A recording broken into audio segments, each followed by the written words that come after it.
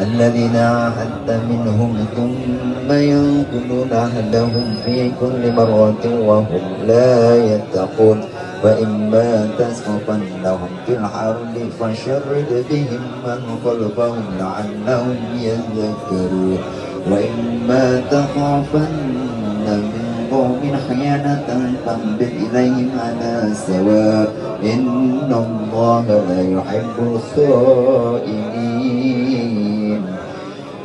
ولا يحسبن الذين كفروا سبقوا إنهم لا يعجزون وأعدوا لهم ما استطعتم من قوة ومن رباط الخيل ترهبون به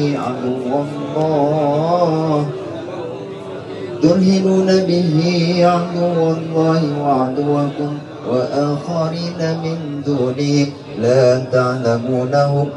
الله